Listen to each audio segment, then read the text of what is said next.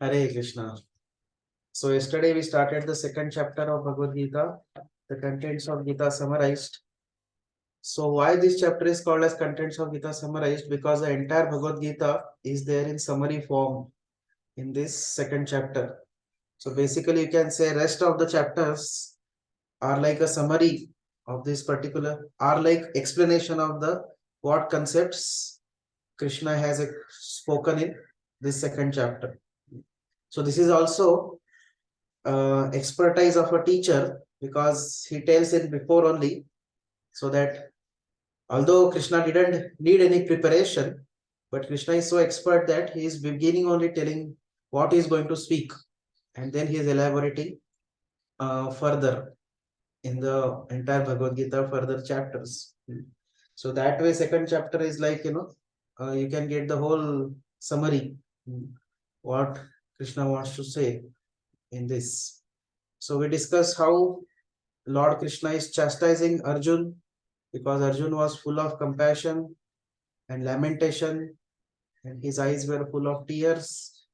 So Krishna disapproves Arjun's so-called compassion, and then Arjun also puts further doubts, and he says that better I live by begging rather than counter attacking.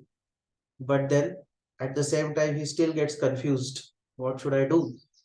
And in this way, in his utter bewilderment and confusion, Arjun surrenders to Krishna, and he is telling Krishna that I am accepting you as my spiritual master.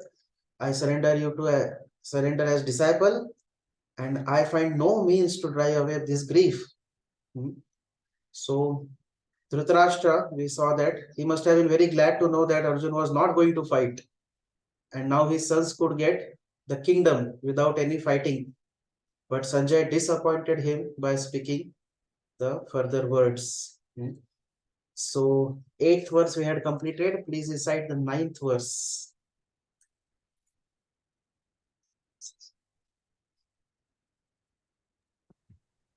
Anil Prabhu.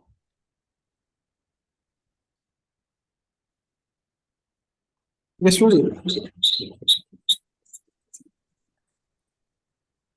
Hare Krishna. Please recite 9th verse.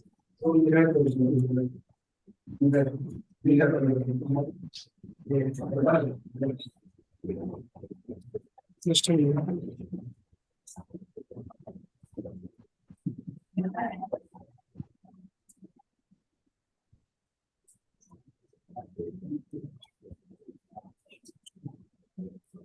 Sanjay Vacha. Sanjay Sanjay Vacha. Evam Uktva Rishikesham. Evam uktva Rishikesham. Gudakesha Parantapa. Gudakesha Parantapa. Na Yosha iti Govindam. No yatsya iti Govindam. Uktva Tushnim Bahubhavaha. Uktva tushnim babhuvaha. Sanjay said, having spoken thus, Arjuna, chastiser of enemies, told Krishna, Govinda, I shall not fight, and fell silent. Yes. So the word used here is Parantapa. Parantapa means one who is chastiser of enemies. So Sanjay is telling Dhritarashtra that Arjun is not going to run away like a coward. He is a chastiser of enemies. And very soon he is going to chastise all the enemies, that is your sons. Like that. So also Krishna is called Rishikesha, because Krishna will now make Arjun manifest intelligence to fight. He is the controller of senses, and now he is going to make Arjun manifest the intelligence to fight. Krishna is also called Govinda, who is the knower of everything. Another meaning of Govinda is who is knower of everything. And now Krishna will make Arjun accept his dharma to fight. This is the meaning of the word Govinda over here. He is going to make Arjun accept his dharma to fight.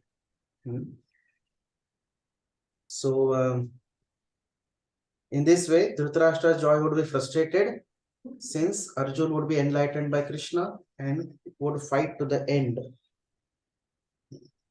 So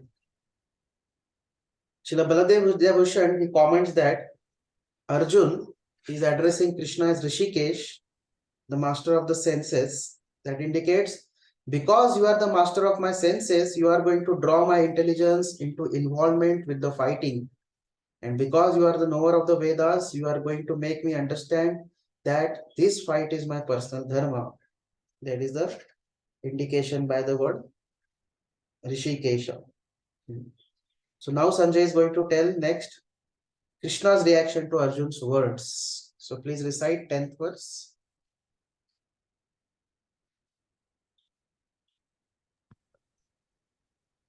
Aditya Prabhu, Aditya Teppalar Pro. Hare Krishna Prabhuji.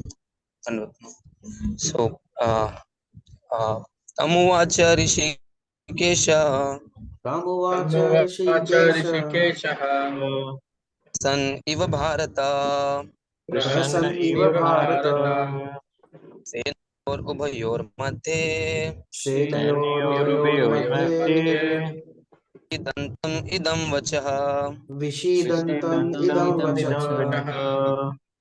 Translation: O descendant of Bharata, at that time Krishna, smiling in the midst of both the armies, spoke the following words to the grief-stricken Arjuna. Roji, should I read purpose? No. So, Arjun's qualifications to receive spiritual knowledge we saw till now, where first one was Shama and Dama. He had complete control over his mind and senses. We can understand it from the first chapter, 32nd verse. Then Uparati, indifference to enjoyment. This is the second qualification. That is from the first chapter, verse number 35. Third qualification of Arjun was Titiksha, tolerance towards dualities. That was from the 5th verse of this particular chapter. Second chapter, 5th verse. And fourth one was Shraddha, faith in the instructions of Krishna, which can be understood from the verse number 7 of this chapter. So first qualification is Shama and Dama. Second qualification is Uparati, indifference to enjoyment. Third qualification is Titiksha, tolerance towards dualities. And fourth qualification is Shraddha, faith in the instructions of Krishna. And because of all this, Arjun was quite fit for liberation. That also we saw in the last class. So now, in this particular verse, we see that Krishna is smiling and speaking to grief-stricken Arjun in the midst of both armies. So this verse is considered to be Rasa Sandhi verse. Why Rasa Sandhi? Because Krishna previously was in the mood of a friend of Arjun. Now he is taking the mood of spiritual master. So this Rasa from friend to master, this Rasa is being changed. So that's why Sakhya Ras to, means Arjun was acting in a Sakhya Ras. Now he is going to act in a Dasya Ras towards the Lord. And in this way, this verse is Rasa Sandhi. So we see here that Arjun surrendered unto Krishna here, and now that's why Krishna is smiling and he is going to instruct Arjun as a spiritual master. So Prabhupada says also in the purport that Krishna was smiling because friend had surrendered to become a disciple. Just imagine one of your friend devotee, he tells that, Prabhu, I want to be your counselor now, you please guide me. So he'll smile only, na? What is this? Till now you are chastising me till now. Now you are asking me that I should instruct you. So it is a little funny. So one sense, so Prabhupada writes in the purport that Krishna is always the Lord and always the master, and he is always in the superior position. But he had voluntarily accepted out of love to become the friend of Arjun. So out of love he had accepted. But as soon as Arjun accepted the position of a servant, then Krishna also immediately accepted the position of master. And then the talks began. And as we discussed also yesterday, the talks between Guru and disciple are not friendly. They are grave. So There were grave talks. So till now, lot of analysis was going on between whose behavior in what way. Now all philosophy is going to begin. Krishna is going to speak a core philosophy in next verse onwards. So now this word here comes as Senayor Ubhayor Madhye, means Krishna spoke Bhagavad Gita amidst the entire army, means amidst the both armies. Means what? Krishna spoke Bhagavad Gita not only for Arjun, it was spoken to benefit everyone, even those who are from Kaurava side. So it is said that Dhritarashtra, sorry, not Dhritarashtra, Duryodhan, he became very restless when Arjun and Krishna started talking, and he said, "Oh, we should immediately start fighting." So that time Bhishma stopped him. He said, "The moment for which we had been waiting, that is come now, wherein Krishna is going to speak his most pristine instructions, and you are so restless that you are wanting to fight. Hear these instructions. These are the most wonderful instructions for the entire history and for all the future generations to come." So Prabhupada in the purport also he writes that how these instructions of Krishna are not meant for only Arjun, they are meant for everyone.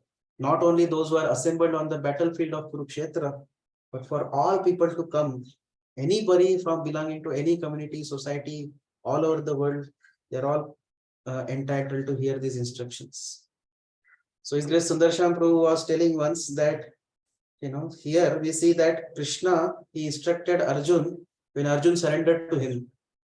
But Chaitanya Mahaprabhu is so merciful that whether you surrender or not, Chaitanya Mahaprabhu is very eager to give spiritual instructions. And he gives Krishna consciousness to everyone without whether they surrender to him or not. Just running after them and giving instruction. That is the speciality of Chaitanya Mahaprabhu. So this word prahasan is coming as smiling. So Krishna's smile is gradually changing to a grave expression. You can just imagine the whole scene. Krishna has been smiling. Now it is changing to a grave expression. Now he is going to act as Arjun's spiritual master, and this is going to have serious discussions. So from friendly affection, Krishna is going to exhibit now kind of parental affection, or affection of just like a guru has a parental affection towards disciple. Similarly, Krishna's affection is going to change from friendly affection to parental affection. So, and in this way, Krishna is teaching entire humanity, making Arjuna as instrument. So this ends the first section of this chapter called Arjun's indecision and accepting Lord Krishna as Guru. This is the first section of this chapter. So,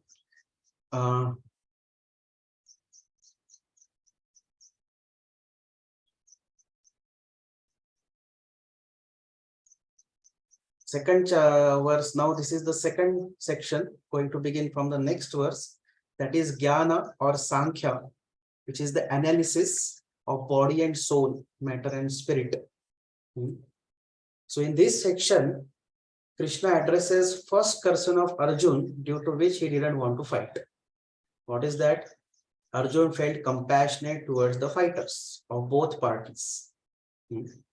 So Lord Krishna is going to instruct Arjun to give up that unnecessary lamentation by understanding that the spirit soul is eternal and material body is perishable. And in this way, he wants to encourage him to fight. So the concept of soul is going to be spoken very thoroughly by Krishna in this particular section. Okay. So please recite verse number 11. Akshay Prabhu.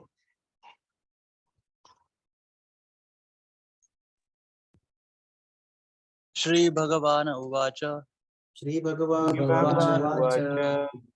Asochanam Anavasochastvam Ashochananvashocastvam Vadamscha Bhashase Pratyavadamscha Gatasumscha Gatasumscha Nanu sochanti panditaha. Nanu shochanti Shochanti panditaha. Pandita.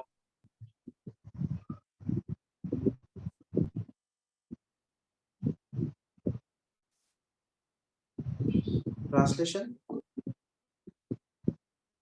The Supreme Personality of Godhead said, while speaking learned words, you are mourning for what is not worthy of grief.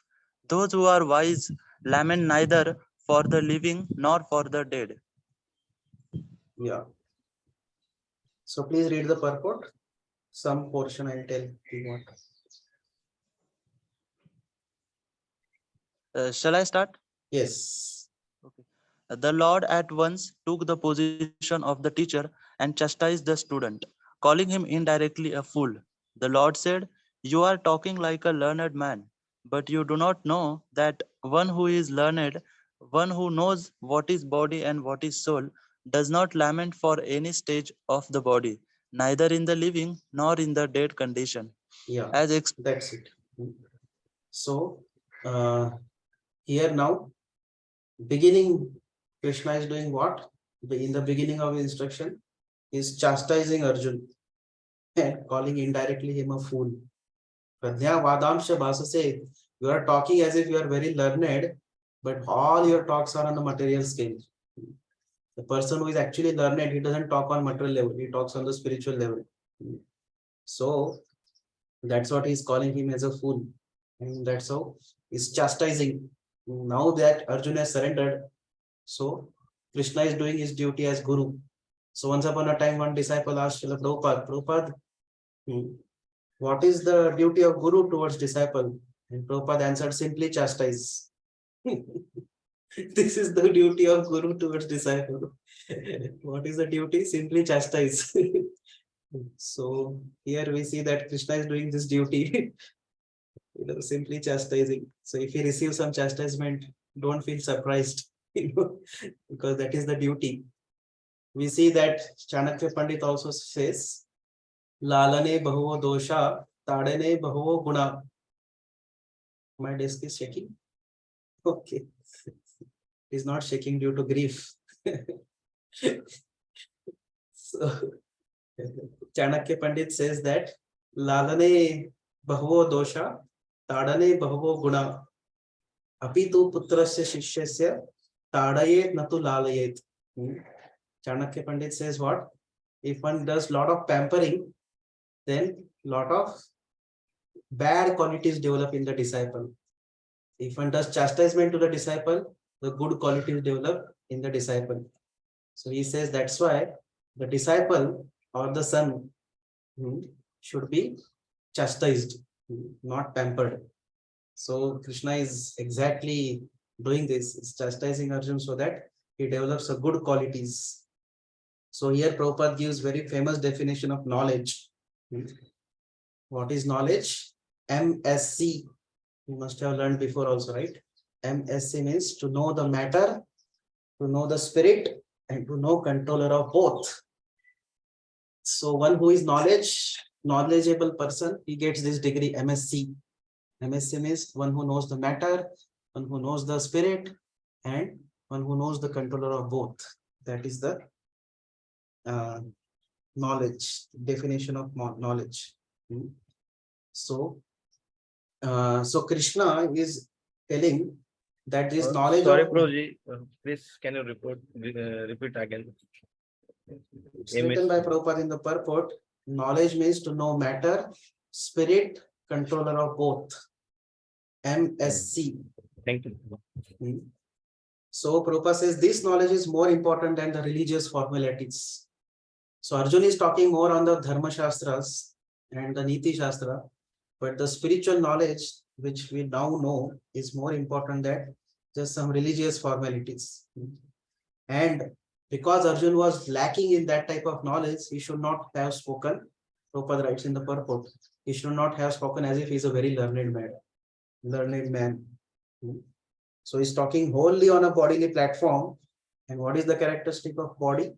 It is destined, it is born at one point of time, and it is going to be finished at some day or other. So Prabhupada writes in the purport that body is not as important as the soul. Certainly body is important, but we should understand that body is the vehicle and it is not as important as soul. Soul is more important because the soul, the body has got value only as long as soul is there. As soon as the soul leaves the body, immediately the body is either burnt or it is buried or it is thrown to the vultures to be eaten in Farsis. So in this way, one who is learned, he actually understands that the soul is most important, and that's why he doesn't lament for the things of this material world, which are material things. Regardless of whatever condition of material body, he doesn't lament. So here Arjun is addressed as not wise by Krishna. Why? Because he is arguing that Dharma Shastra is greater than Artha Shastra. But he did not know that Jnana Shastra is even greater. You understood this? Dharma Shastra is religious principles. So Arjun is telling that Dharma Shastra is better than Artha Shastra.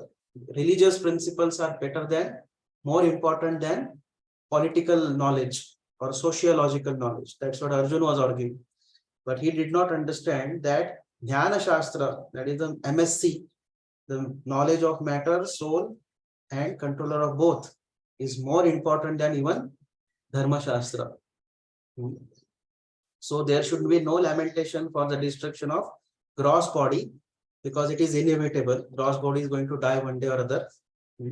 Subtle body also, there should not be any lamentation for the destruction of subtle body, because anyways, when gross body changes, subtle body doesn't change. Subtle body carries on with the gross body. So you all know this, right? And there should not be any lamentation for the soul, because soul can never be killed. Anyways, it is always eternal. There should not be any lamentation for the soul also. So,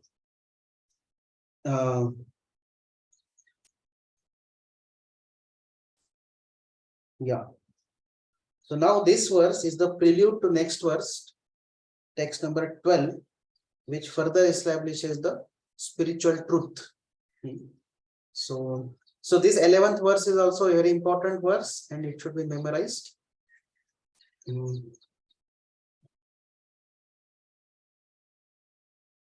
Yeah. And now please recite the 12th verse. Arjun Sarthi bro.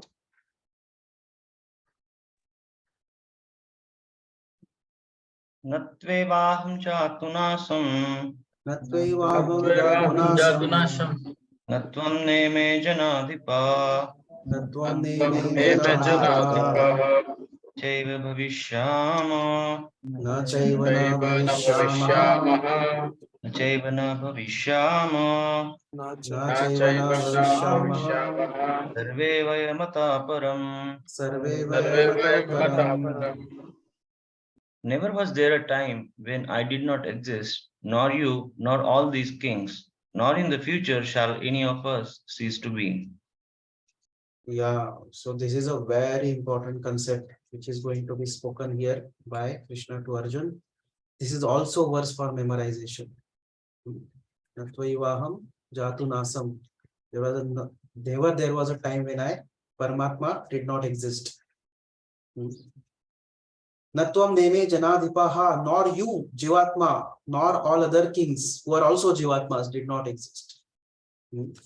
Na chaiva na bhavishyamaha, nor in the future, sarve vayam atah param, shall any one of us shall cease to exist. So that's how Krishna is telling a very, very important concept, that we all are eternal and we are eternally existing. There was no time when we did not exist, and future also there won't be any time when we'll cease to exist. So, purport Prabhupada has given a very elaborate purport, and this purport Prabhupada is thoroughly clarifying all the concepts, or we can say misconceptions, which people in general have, especially Mayavadis. So Prabhupada is quoting the famous Katha Upanishad and Shvetashvatar Upanishad. So we see that in the purports, Prabhupada has very luxuriously quoted different Upanishads and Puranas in this, but in all and throughout Bhagavad Gita, and is what Prabhupada's style of functioning is. In every other purport, Bhagavatam it may be, or Ishopanishad, Prabhupada gives a lot of cross references. So, so this verse, which is very famous, and I hope you all know this verse, Katha Upanishad verse Prabhupada is quoting, Nityo Nityanam Chaitanas Chaitananam Eko Bahuna Yo Vidadhati Kaman. So all living entities are Nitya, eternal. Amongst that, Supreme Lord is eternally, supremely eternal. Supreme Lord is supremely eternal. Then Chaitanas Chaitananam. So living entities are all conscious. Supreme Lord is supremely conscious. Eko Bahunam Yo Vidadhati Kaman is the one who maintains all others. So that is the position of Supreme Lord. So although everybody is eternal, but is supremely eternal. Although everybody is conscious, but is supremely conscious. And what's the specific difference? The difference is that that Supreme Soul is the maintainer of everyone. So we see this concept is there everywhere in every system. Just like you see that there is a country is there and there is a president or prime minister who is maintaining the whole country. Similarly, in the entire universe, there is Brahmaji who is maintaining the whole universe. So anywhere you go in the family also there is a family head, the man who maintains the entire family. So whichever system you see, that there is a system of a maintainer and all others are subordinates. There is a leader. So this is the same system applies in the universal creation also, that Supreme Lord is the maintainer and everybody else are his subordinates. So here the Lord is very clearly saying that he, Arjuna and all the kings assembled on the battlefield are eternally individual beings. And Lord is the eternal maintainer of them. Means what? Even in their conditioned state, Lord is maintaining. How Lord is maintaining people in conditioned state? Can somebody say?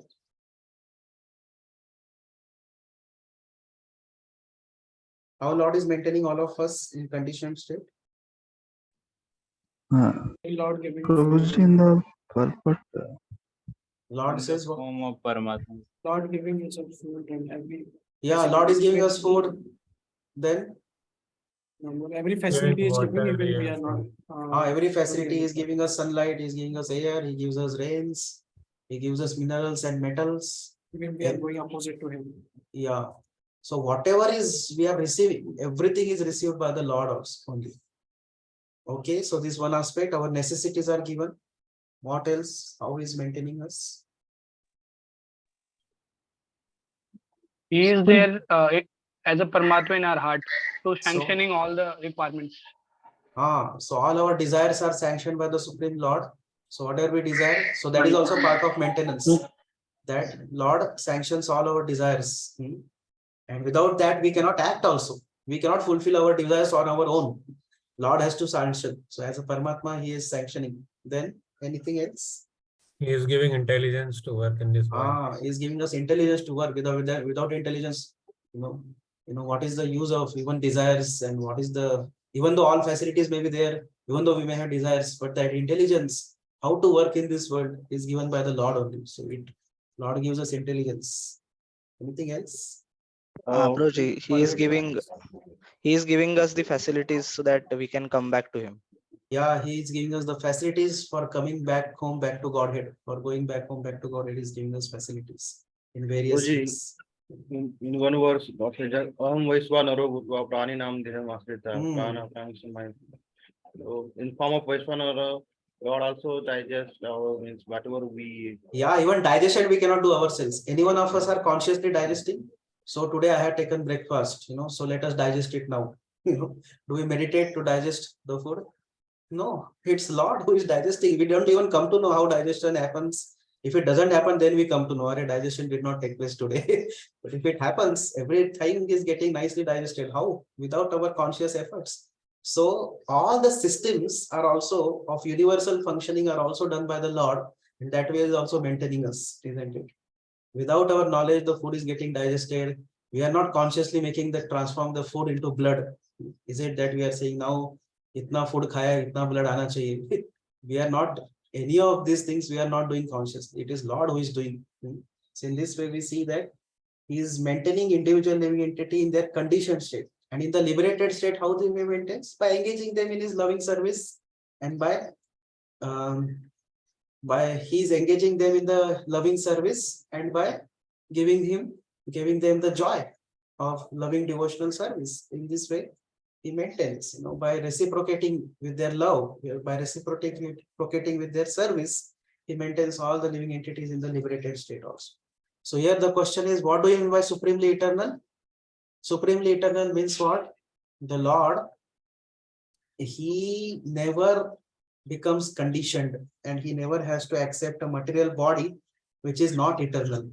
So that's why he's supremely eternal. Whereas the living entities are prone to accept a material body and imagine the impermanent existence, whereas Lord never has to accept such a body. So that's why he's called as supremely eternal.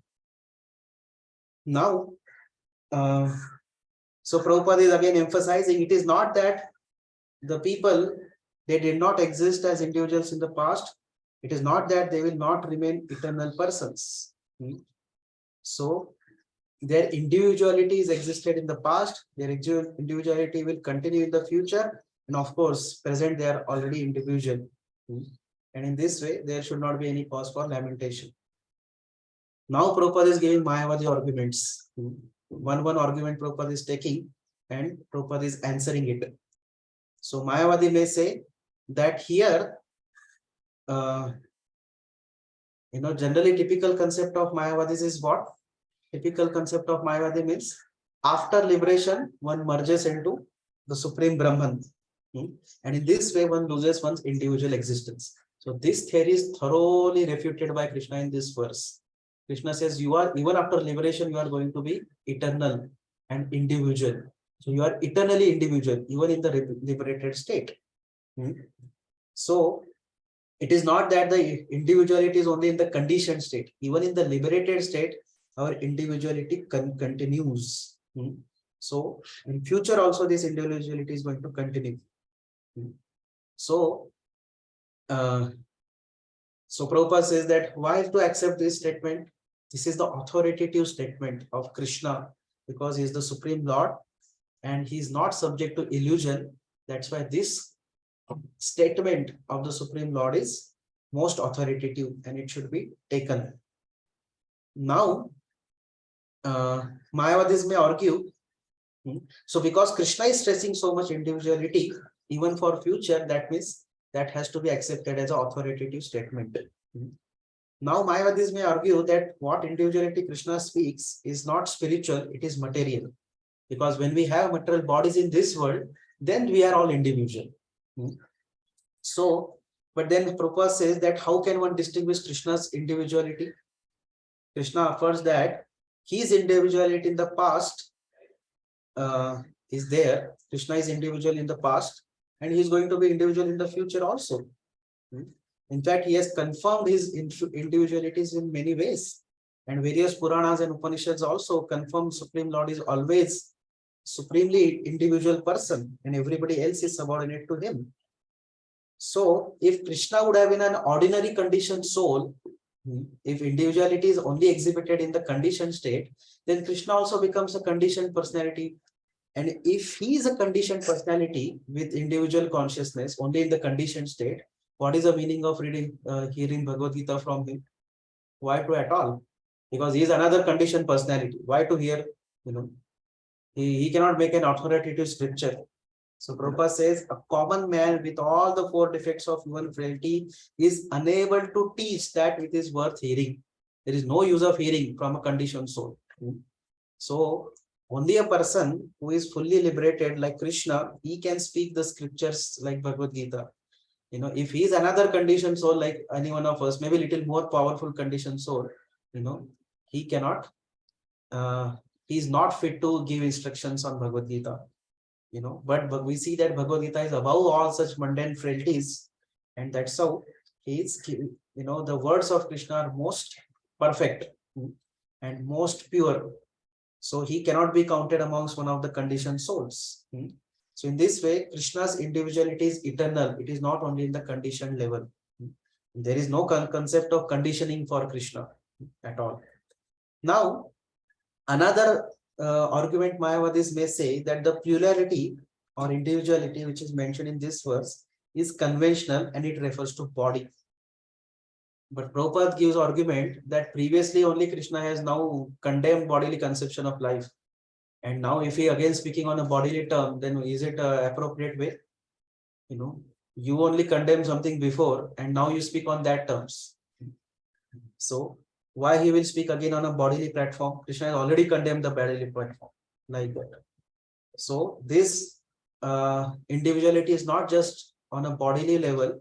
This individuality is what Krishna is speaking on the spiritual level.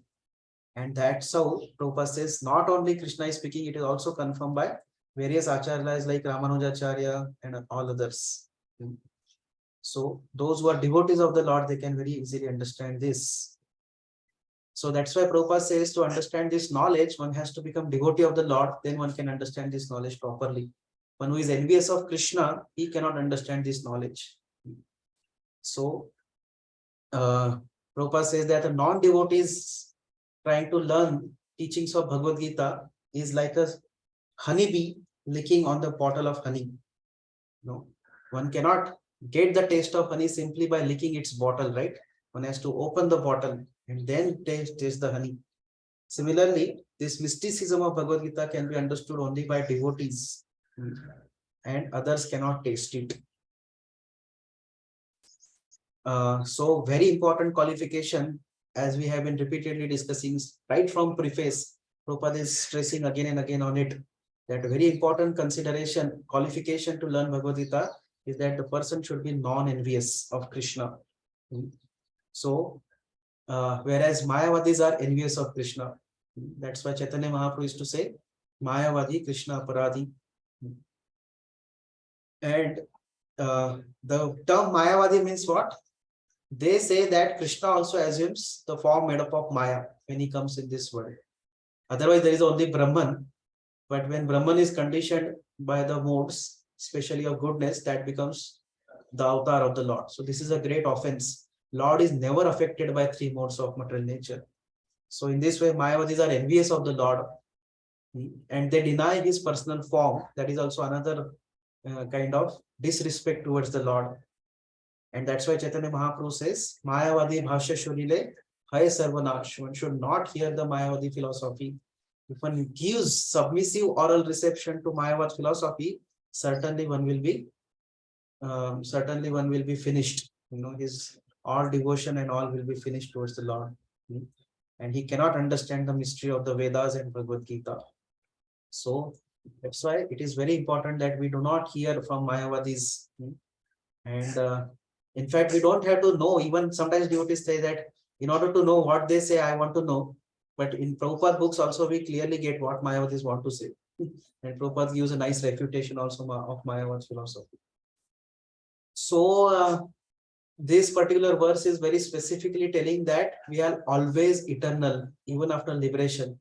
So it is not that after a living entity gets liberated, he merges into the Supreme Lord or into the Brahma Jyoti and loses his individuality.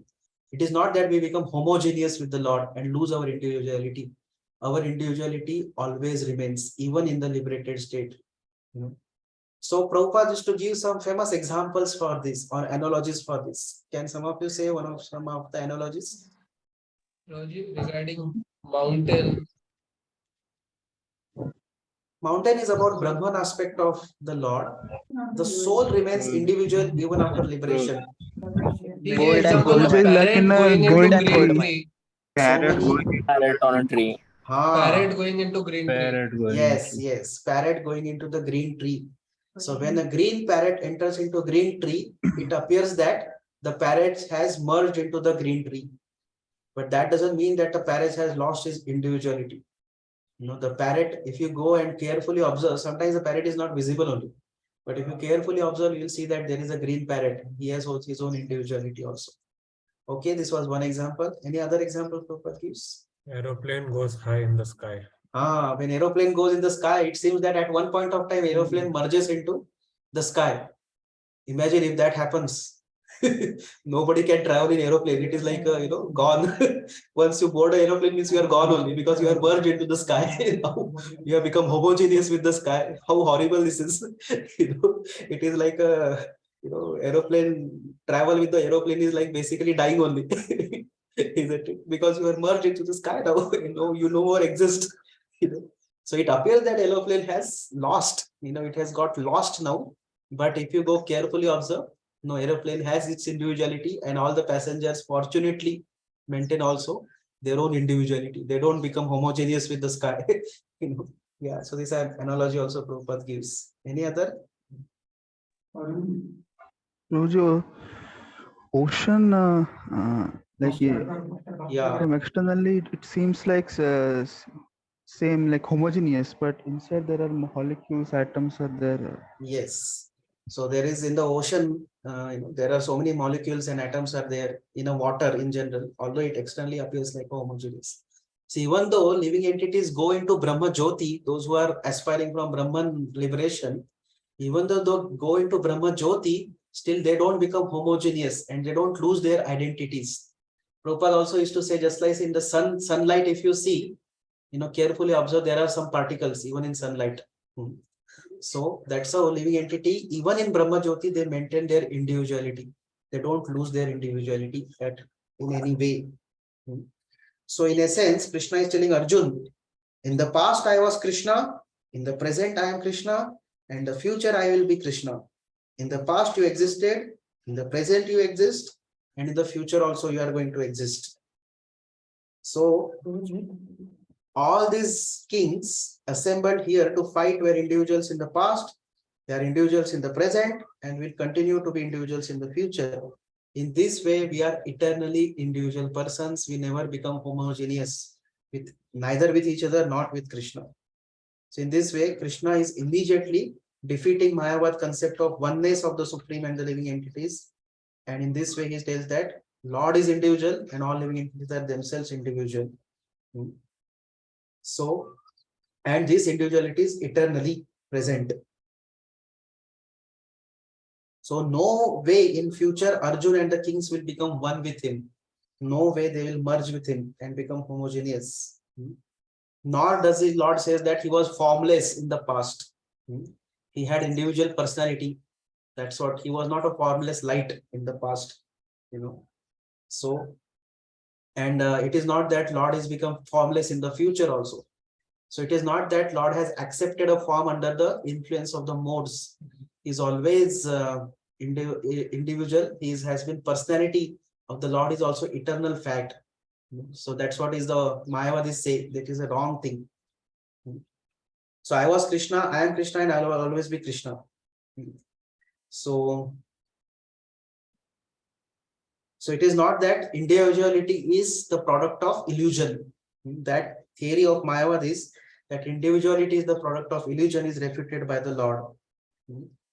So, in fact, Krishna is stressing that individual is spiritual. That means even on the spiritual plane, all of us are individual. Okay, so there is a question.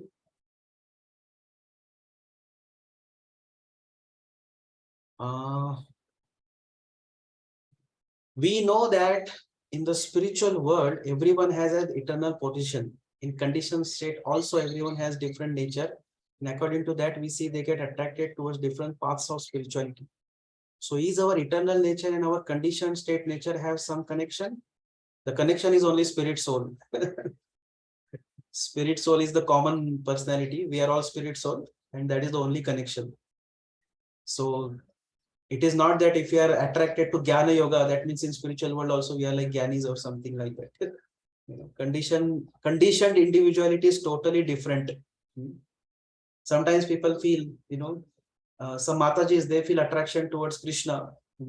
So they feel that we are like gopis, and Prabhujis, they feel as if we are like gopas. It is not like that. A Mataji can be gopa also, or can be tree also in the spiritual sky. And Prabhuji can also be gopi in the spiritual world. So this conditioned state, that individuality is totally different because it is acted under illusion.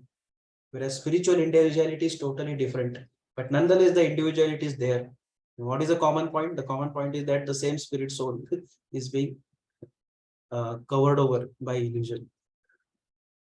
Okay, what do you mean by spiritual suicide? Spiritual suicide means killing the covering up, rather than saying killing, covering up the propensity, natural propensity of spirit soul to serve Krishna. This is called a spiritual suicide.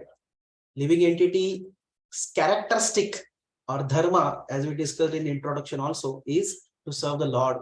So in the material world, but that particular characteristic to serve the Lord is covered over. It is like sugar's natural characteristic is to be sweet. If that sweetness is taken away from the sugar, there is no meaning of sugar, isn't it? So that characteristic, covering over that characteristic of a living entity to serve the Lord is called a spiritual suicide. In sun rays coming from the sun, if sun is not there, then the sun rays will not come. And how sun rays are individual from sun? Oh, sun rays are individual from the sun. They are dependent, certainly. The sun rays are dependent on the sun, but they are individual, right? Sun rays are dependent on the sun. So our individuality is dependent on Krishna. So we are certainly, dependent entities on the Lord. Then how we are eternal then?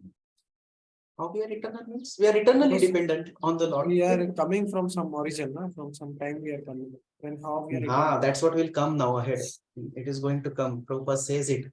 It is not that we are, anyways, I'll tell that concept because it is the question has come. It is not that we are created from Krishna at some point of time. At one point of time, we were not existing. That's what again he is telling. It is not that in the past we did not exist and suddenly we popped out of Krishna's body or something.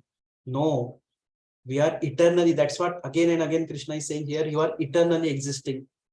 So we were never created because soul is never created. So we were never created from the Lord. We are eternally existing. But because we are so anu, we are so small, so tiny, so our dependencies on the Lord is also a fact. Although we are individual, but still we are fully dependent on the Lord.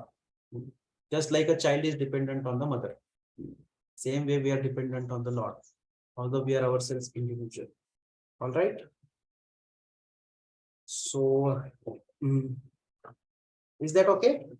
Can we understand this point, this concept? For example, when company is there, whoever the more shares have, they are the controller, right?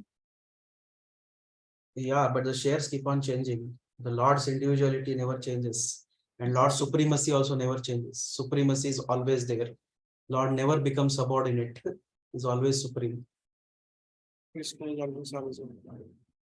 So we have to understand that Krishna is supreme eternal amongst all the eternal beings and is the maintainer of all individual living entities, both in their condition and liberated state.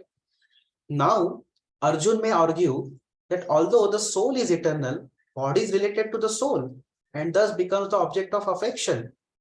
One's relatives who are connected to that body also become dear.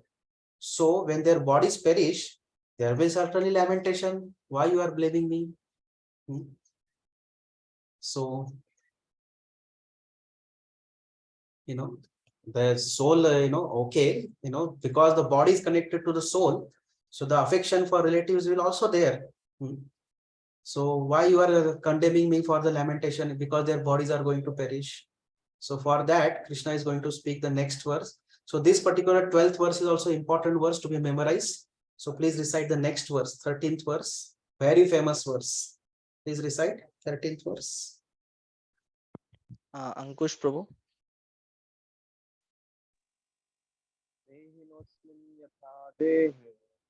Dehinosmin yatha dehe.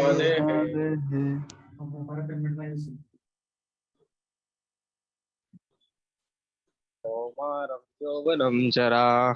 Kaumaram yauvanam jara.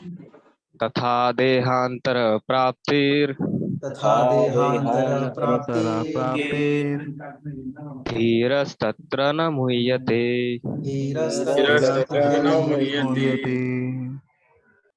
As the embodied soul continually passes in this body from boyhood to youth to old age, the soul similarly passes into another body at death. The self-realized soul is not bewildered by such a change. Yes. Very famous verse, right? You all know this verse very well. Prabhupada so many times quoted this verse. There is an entire mural depicting this, right? The soul changing the body, isn't it? From childhood to boyhood to youth, isn't it? You must have seen that painting also. So, so Arjun is lamenting that his relatives will have to change their bodies, but Krishna says that you cannot stop the change of body, because the change of body is always happening. Change of body is always anyways happening. You cannot stop it in any way. So soul is changing the body at every moment, isn't it? We see our body when we see our childhood picture. You can just see your own childhood photos. You cannot identify this is you only. I experienced it when I see my childhood photos. It is my parents have to tell, hey, it is your photo. So it is totally different body, isn't it? So we are changing the bodies, isn't it? Sometimes we are a child, then we become youth, and then we become old man. But our identity remains the same, because the spirit soul does not undergo any change. Spirit soul remains the constant, and that's why the bodies keep on changing. So, but spirit soul being constant, the identity is the same. And finally, at the time of death, the soul transmigrates to another body. So these two types of reincarnations are there. One is internal reincarnation, another is external reincarnation. The internal reincarnation is within this life, we experience the change of bodies.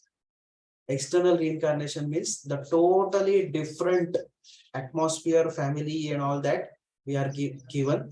That is, and one enters into totally different set of situations. So that is called as external reincarnation. It means what? We get another totally different body in a different species also, probably like that. So Prabhupada is saying in the purport that because the soul finally changes the body at the time of death and going to have another body, so surely Bhishma and Drona are going to have another body in next life after this death. Even if they die, it is not that their existence is going to be finished. They will have another body, whether it may be material or spiritual. So that's why there is no cause of lamentation. It is not that they are non-existent, they are going to be finished like that. In fact, he's saying that rather Arjun should rejoice, because they are going to change from old body to new bodies. These old bodies, so many problems, weaknesses, and all that. You all cannot understand it. Eventually, after some years, you will understand what do you mean by the problems of old age. The all senses become so weak, and the power of the body reduces. So old body is not desirable. So they will give up the old bodies, and Bhishma and Drona are going to have new bodies now, fresh bodies, new ones with full rejuvenated energies. So you should become more happy rather than feeling bad. And the purpose is, in fact, because Bhishma and Drona are noble souls, surely they are going to have spiritual bodies in the next life. At least they are going to go to heavenly bodies. They are going to go to heavens. So certainly they are going to get better bodies than these bodies. So Arjun should rejoice. He should feel happy. Why? Because they are certainly going to get better bodies than what present body they have. So either they'll get a spiritual body in the spiritual world, or at least they'll go to heaven because of dying in Dharma Yuddha. So they are surely going to have better bodies. So there is no cause of lamentation on the account of body. So now Prabhupada in the next paragraph gives the definition of dhira. So what is the definition of dhira? A man who has perfect knowledge of constitution of individual soul, super soul, the nature both material and spiritual is called dhira, or a sober man. Similar definition, matter, whether spiritual matter, spirit, and controller of both. One who knows this very well, he knows he is a dhira. And such a person, what is his characteristic? He is not bewildered by change of the bodies. When the body is changed, he doesn't get bewildered. That is the characteristic of dhira. So, eternally we are all individual souls and we are fragmental parts and parcels. And Krishna is spoken that in previous verse. So Prabhupada says that all these living entities are called as kshara. Kshara means they have tendency to fall into material nature, whereas Supreme Lord is called as akshara, who has no tendency to fall into material nature. So the fragmental portions of the Lord are eternally there, and even after liberation they'll remain fragmental. They will never become God after liberation. Neither they are going to become homogeneous with God. So Prabhupada is again stressing the same point of previous verse in this verse also. So where the Supreme Lord is different from the individual living entity. What is the difference? He is Akshara. Akshara means he has no tendency to fall down. He is always supreme and is always situated in the spiritual platform only. He doesn't have to come down to the material platform.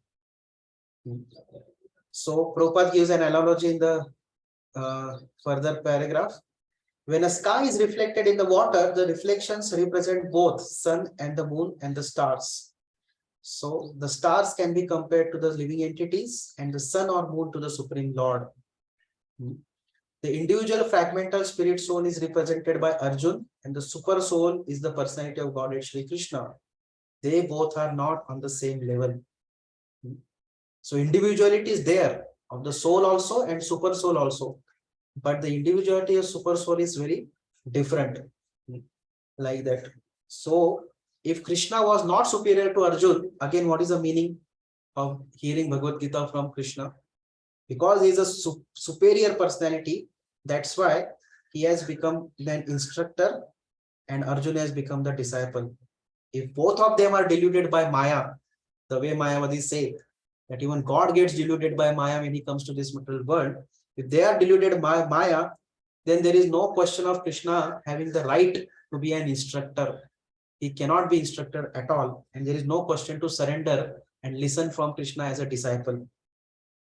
So Prabhupada says that such instruction would be useless, because in the clutches of Maya, no living entity can become authoritative instructor. Again, the same point of previous purport Prabhupada is stressing. That's why, yes, all are individual, but Krishna's individuality is supreme because he is always on the transcendental position. He is never deluded by Maya, and that's why he is the most fittest person to instruct everyone. And that's why his words are the absolute authority, because he is always on the absolute platform. He never becomes a relative platform. So his words are always the absolute authority. So very important verse, Dehi nosmin yatha dehe, as embodied soul continuously passes in this body, that is called internal reincarnation. Kaumaram yauvanam jara, from boyhood to youthhood to old age. Tatha dehantara praptir, the soul similarly passes into another body at the time of death. So dhiras tatra na muhyati, a sober person is not bewildered by such a change. So in this way, in response to Arjun's talking at the killing about the killing of Bhishma and Drona, Krishna is assuring Arjun that Bhishma and Drona are both souls and they will never be finished. They will never die. Death is simply a change of body, like that. Every embodied soul must tolerate it. The change of body is inevitable. You cannot stop it. By the passage of time, the change of body is going to happen only. So Bhishma passed to the stage of boyhood, Kaumara stage, then he was youth, Yauvanam stage, and now he's an old man. So he has already changed his body so many times. So wise man understands this, and that's how he doesn't get bewildered by such bodily changes. Nor does he lament for them, because such lamentation is based on illusion. Only the body is changing, and body is not the identity of a living entity. The spirit soul never changes. Spirit soul is always eternal. So Krishna asks Arjun, why lament if Bhishma and Drona take on a new young bodies? Do not be bewildered. Dhiras tatra nu muhyati. So according to Srila Vishwacharya Thakur and Baladev Vidyabhushan, Arjun agrees with Krishna that Bhishma and Drona would be better off in younger bodies. So now Arjun is agreeing with this concept. that they'll get a better body now. So, but Arjun says that his reluctance to fight is due to his current relationship with them, which is based on their present bodies, and he'll feel misery in their absence. He'll feel misery in their absence because it is my relationship with their current body, isn't it? So, Srila Vishwanath Chakravarti Thakur gives a very nice, interesting conversation. One may say, by connecting with the self, even one's body becomes an object of affection. By connection with one's body, one's children, siblings, and so on also become dear. So when they are destroyed, one naturally experiences unhappiness, isn't it? It's a natural fact.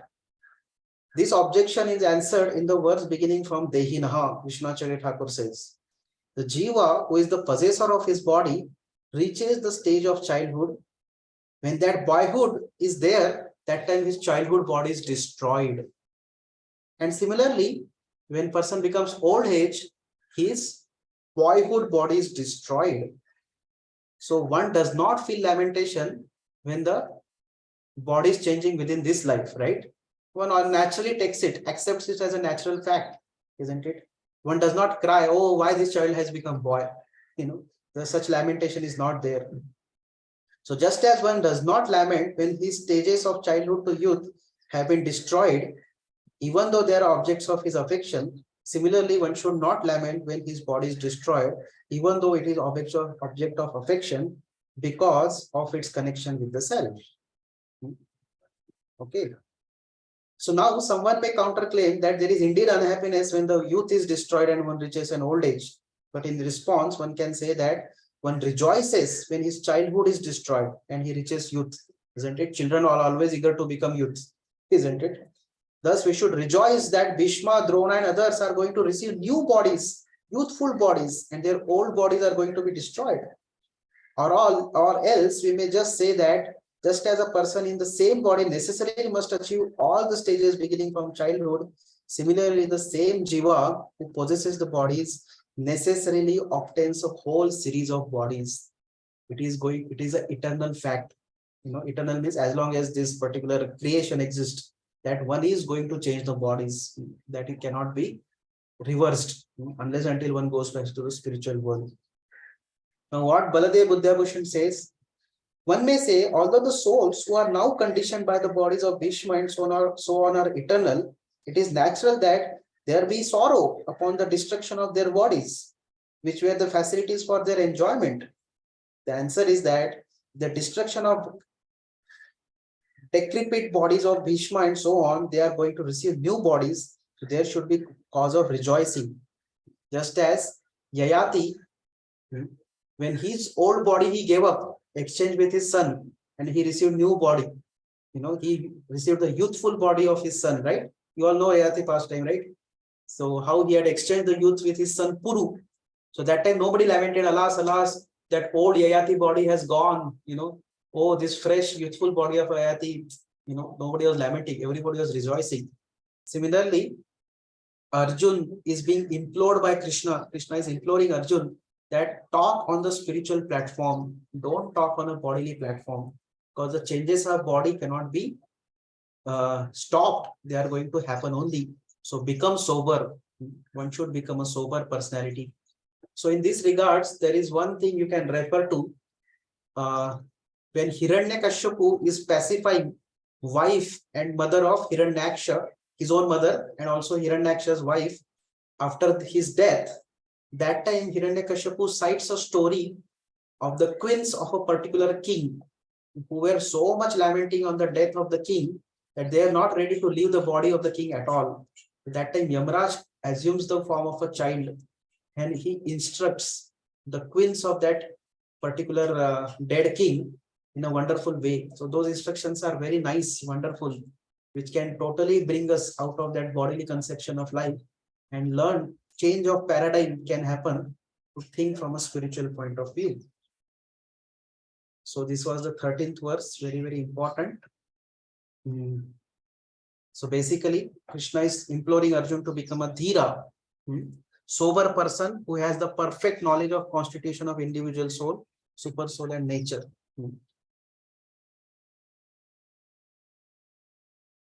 So Arjun might argue, but still I am attached to their current bodies and lament due to separation from them.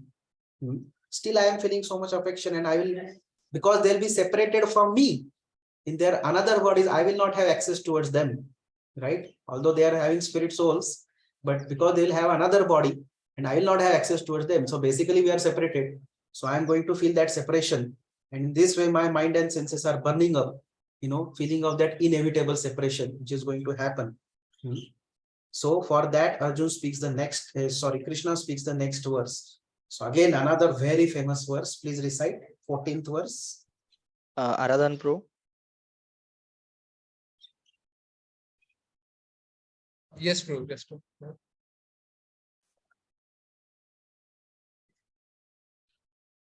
Matra sparshasthu kaunteya.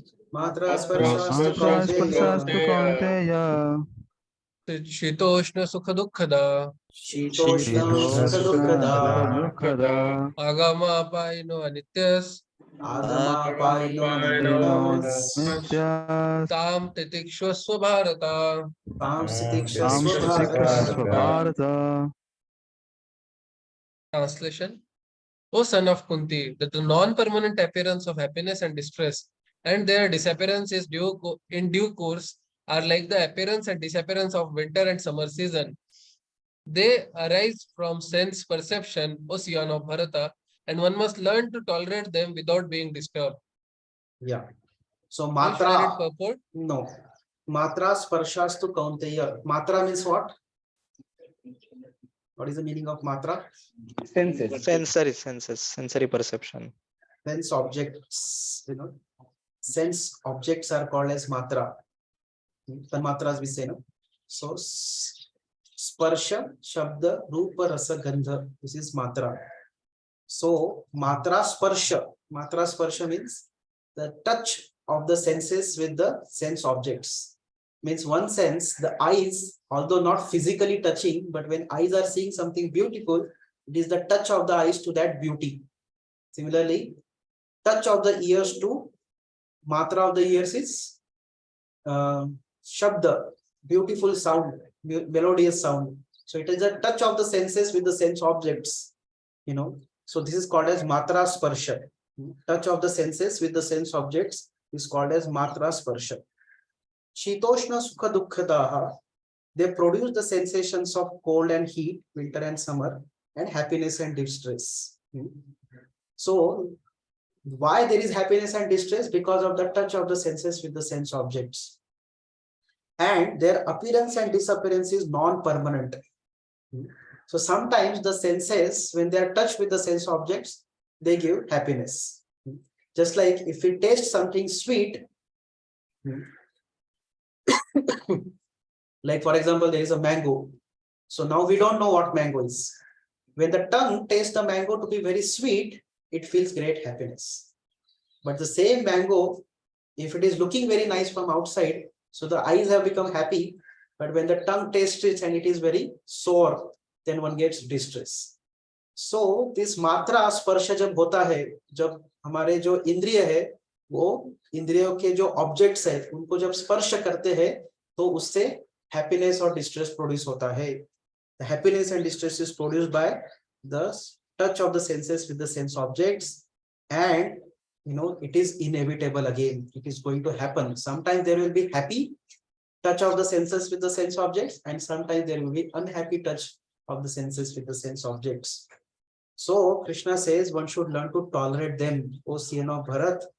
Why? Because they are impermanent. The happiness we receive is impermanent. Similarly, the distress we receive is also impermanent. They are not going to be there. Just like the winter and summer seasons are impermanent, and they do come. It is not that there is only summer season. There is a winter season going to come. And it is not that there is only winter season. Summer season is surely going to come. But nobody laments, One understands that one has to tolerate this summer season. Although it may be very severe heat, still one tolerates it and goes on. Similarly, there may be severe cold, still one tolerates it and goes on. Same way, happiness and distress should be tolerated. That's what Arjuna is being told by Krishna.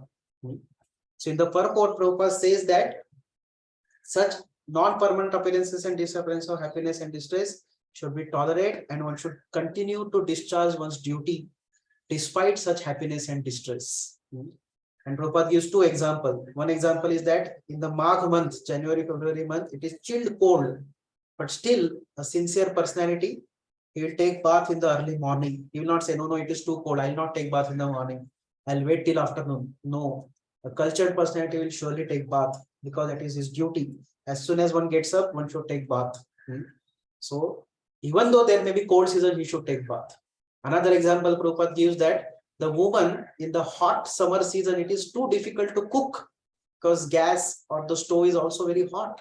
Chula is very hot, but she does not refrain from cooking. Otherwise, how family will eat, isn't it? She nonetheless tolerates that heat and continues her duty of cooking even in the hot summer season. She doesn't say, no, I am not going to cook because it is summer season. So same way, it is to fight is the religious duty of a Kshatriya, and Arjun, that's why, has to fight despite his relatives are there on the opposite side. He has to perform his duty of Kshatriya to fight. So we see this throughout the literatures, Vedic literatures. It may come in Bhagavad Gita or in the Bhagavatam or any other ways, literatures you read. This particular point is very much stressed that one should perform one's duty despite happiness and distress, despite the different conditions in the world one may undergo, one must stick to his duty. His duty had to be performed.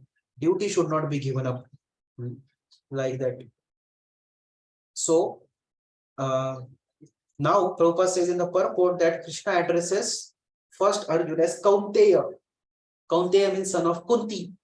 So that signifies his great blood relationship from his mother's side.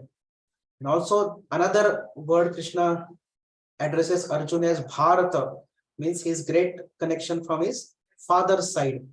So in this way, Arjuna is receiving great heritage from the mother's side as well as from the father's side. So Prabhupada makes a very important statement. A great heritage brings responsibility in the proper discharge of duties. Therefore, he cannot avoid fighting. So this is very important statement. The great heritage brings great responsibility. So in our life also we understand that we have also received a great heritage to be in the disciplic succession of such great personalities as Brahma, Narad Muni, Vyasadeva, Madhvacharya, and Chaitanya Mahaprabhu, Advaita Acharya, Bhakti Siddhanta Saraswati Thakur. So we are also Srila Prabhupada. So we are all in great lineage, and that great lineage brings out also great responsibility to perform devotional service in a sincere manner and also to set a good example for others. It's a big responsibility. So one may be proud of our great heritage, and that is an appropriate pride. At the same time, one should also try to come to the standard of that greatness.